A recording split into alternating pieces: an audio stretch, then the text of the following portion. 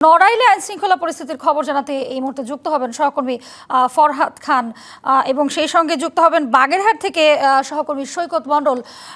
আমি নড়াইলে চলে যাচ্ছি শুরুতেই। ফরহাদ খান, আপনার কাছে জানতে চাইব যে এই যে আইনশৃঙ্খলা বাহিনীর নিচ্ছিদ্র নিরাপত্তা ব্যবস্থা, এই নিরাপত্তা ব্যবস্থা ভেদ করে কি কোনো ধরনের অপ্রীতিকর ঘটনা চোখে পড়েছে কিনা এখন পর্যন্ত নড়াইল শহর জুড়ে? কি পরিস্থিতি দেখছেন সেখানে? হাবিবা, আমি এই মুহূর্তে নড়াইল শহরের প্রাণকেন্দ্র পুরাতন বাস টার্মিনাল চত্বরে অবস্থান করছি। এই মধ্যরাতে চারিদিকে একটি নীরব পরিবেশ, কিন্তু আইন শৃঙ্খলা বাহিনীর সদস্যদের আমরা তৎপরতা লক্ষ্য করছি। এখনো পর্যন্ত নড়াইলে আমরা সুষ্ঠু সুন্দর পরিবেশ দেখেছি এবং আইন শৃঙ্খলা বাহিনীর পক্ষ থেকে জানানো হয়েছে যে সুষ্ঠু সুন্দর পরিবেশে ভোট গ্রহণের জন্য যেসব ধরনের প্রস্তুতি থাকা প্রয়োজন সব ধরনেরই প্রস্তুতি তারা নিয়েছেন। এখানে বলে রাখা ভালো যে নড়াইলে 2টি আসন রয়েছে, 8 জন করে মোট 16 জন প্রার্থী প্রতিদ্বন্দ্বিতা করছেন। এর মধ্যে নড়াইল 1 আসনে 111টি ভোট কেন্দ্র রয়েছে এবং নড়াইল 2 আসনে 147টি ভোট কেন্দ্র রয়েছে। মোট 258টি ভোট কেন্দ্রের মধ্যে 42টিকে ঝুঁকিপূর্ণ ভোট কেন্দ্র হিসেবে বিবেচনা করা হয়েছে, যেটাকে সরকারি ভাষায় বলা হচ্ছে অতি গুরুত্বপূর্ণ। একটু গুরুত্বপূর্ণ দেখানো হচ্ছে। তো সব মিলে নড়াইলে আসলে এই সুষ্ঠু সুন্দর পরিবেশে এই মধ্যরাতের নিস্তব্ধতা ভেঙে সকাল হলেই আসলে একটা উৎসবমুখর পরিবেশে ভোট গ্রহণ হবে।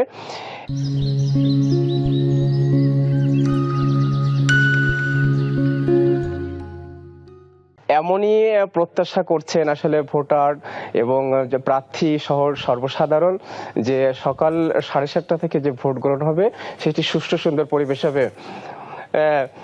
সুষ্ঠু সুন্দর পরিবেশে ভোট গ্রহণ হবে।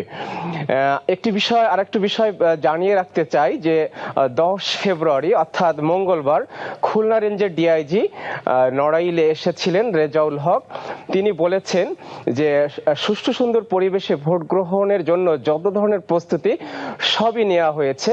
সাংবাদিকদের তিনি এমন তথ্য জানিয়েছেন যে কেউ যদি কোনো অপ্রীতিকর ঘটনা বা অপচেষ্টার কিছু করতে চায় সেটা কঠোর হস্তে দমন করা হবে। ভোট কেন্দ্র দখল করে সিল মারার কোনো অপচেষ্টা প্রশাসন আসলে মেনে নেবে না। তো সব মিলে আসলে নড়াইলের যে 2টি আসন রয়েছে সেই আসনগুলোতে সুষ্ঠু সুন্দর পরিবেশে ভোট গ্রহণ অনুষ্ঠিত হবে, এইটি প্রত্যাশা করছেন ভোটার প্রার্থী সহ সবাই। তো নড়াইল থেকে এই মুহূর্তে ছিল নির্বাচনের সর্বশেষ পরিস্থিতি। জি, ধন্যবাদ আপনাকে ফরহাদ খান। আমরা বাগেরহাটে একটু ঘুরে আসতে চাই। বাগেরহাট প্রতিনিধি রয়েছেন সৈকত মণ্ডল।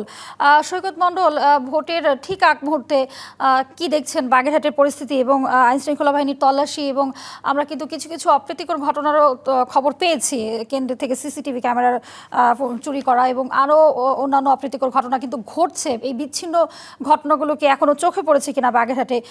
আপনি কি দেখছেন? আপনার শহরের চিত্র জানাবেন। জি হাবিবা, যেমনটি বলছিলেন আপনি, বাগেরহাটে কিন্তু আমরা দেখেছি সন্ধ্যা থেকেই আইনশৃঙ্খলা বাহিনী বিভিন্ন মোড়ে মোড়ে টহল দিচ্ছে ও সাধারণ মানুষকে তল্লাশি করছে।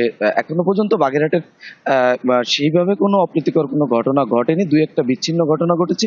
তবে জানিয়ে রাখি যে বাগেরহাটে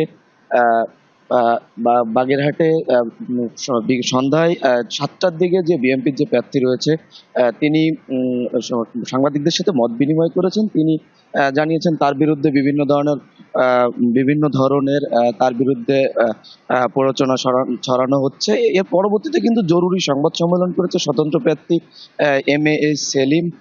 তিনি কিন্তু সাবেক সংসদ সদস্য ও জেলা বিএনপির সভাপতি ছিলেন। তো তিনি জানিয়েছেন তার যে সমর্থকরা আছে তাদেরকে বিভিন্ন সময়ে বিভিন্নভাবে হয়রানি করছে ও বিভিন্নভাবে হয়রানি করছে। এছাড়া তার বিরুদ্ধে একটি সোশ্যাল মিডিয়ায় একটি পোস্ট করে তাকে জানানো যাচ্ছে যে তার কথা বলছে যে তিনি প্রার্থিতা বাতিল করেছেন। এইসব নিয়ে কিন্তু উনি আসলে সংবাদ সম্মেলন করেন। তার কিছুক্ষণ পরেই কিন্তু রাত 10টায় কিন্তু বাগেরহাট 2 আসনের যে জামাতের প্রার্থী রয়েছে মঞ্জুর হক রাহাত, তিনিও কিন্তু সংবাদ সম্মেলন করেছেন, জরুরিভাবে সংবাদ সম্মেলন করেছেন। তারপরে তিনি জানিয়েছেন কিন্তু যে কিছু কিছু জায়গায় সিসি ক্যামেরা বসানো হয়েছে, সেখান থেকে যে ভোটাধিকার প্রয়োগ করা হবে তাদেরকে দেখা যাচ্ছে। তার শঙ্কারও ছিল যে তিনি ওইখানে যে ভোটাধিকার প্রয়োগ করা হবে কাকে দেওয়া হচ্ছে সেগুলো হয়তো সিসি ক্যামেরায় দেখা যাবে, এটা কিন্তু তিনি অভিযোগ করে কিন্তু সংবাদ সম্মেলন করেছে। আমরা তার পরবর্তীতে জেলা রিটার্নিং কর্মকর্তা গোলাম মোহাম্মদ বাতেনের সাথে কথা বলেছি। তিনি আমাদেরকে জানিয়েছেন সিসি ক্যামেরাগুলো প্রথম দিকে দেখা গেলেও এখন তিনি ঠিক করেছেন ও জেলা জুড়ে দু একটি অপ্রীতিকর কোনো ঘটনা আসছে। আমরা জেনেছি যে রাত 12টার দিকেও বিএনপি জামাতের সংঘর্ষ হয়েছে, স্থানীয় সূত্রে জানা যায়। আমরা প্রশাসনের সাথে বারবার যোগাযোগ করার চেষ্টা করলেও প্রশাসনের সাথে আমরা কোনো যোগাযোগ করতে পারিনি। এই ছিল বাগেরহাটের নির্বাচনের সর্বশেষ। জি, ধন্যবাদ আপনাকে। বাগেরহাট থেকে যুক্ত ছিলেন সৈকত মণ্ডল।